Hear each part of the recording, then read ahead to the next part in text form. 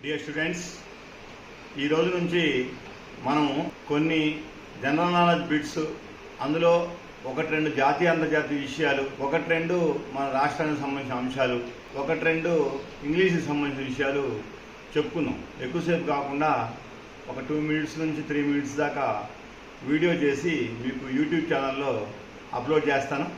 మీ అందరూ కూడా జాగ్రత్తగా ఫాలో అయ్యి వీటిని రాసుకోండి.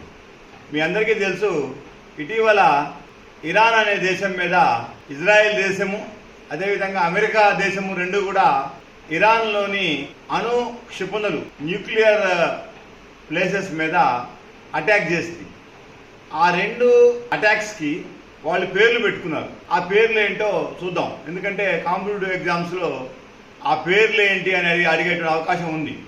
ఇజ్రాయెల్ దేశము ఇరాన్ మీద చేసిన ఆపరేషన్ పేరు ఆపరేషన్ రైజింగ్ లయన్.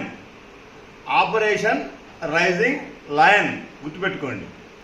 అదేవిధంగా అమెరికా మరియు ఆ దేశ అధ్యక్షుడు డొనాల్డ్ ట్రంప్ ఇరాన్లోని న్యూక్లియర్ స్థావరాల మీద చేసిన దాడికి పెట్టిన పేరు ఆపరేషన్ మిడ్ నైట్ హ్యామర్ గుర్తుపెట్టుకోండి. ఈ రెండు అంతర్జాతీయ విషయాలను చెప్పుకున్నాం ఈరోజు.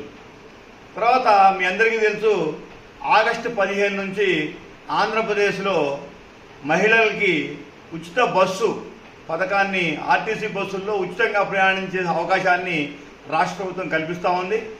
ఆ పథకానికి ప్రభుత్వం పెట్టిన పేరు స్త్రీ శక్తి పథకము గుర్తుపెట్టుకోండి. తర్వాత ఇంగ్లీష్ విషయానికి వస్తే ఈరోజు ఒక ప్రపోజిషన్ యొక్క ఉపయోగం చూద్దాం.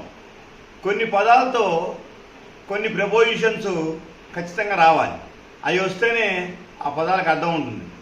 ఉదాహరణకి P R I O R prior, prefer, superior, inferior, junior, senior పదాలతో TO2 రావాలి.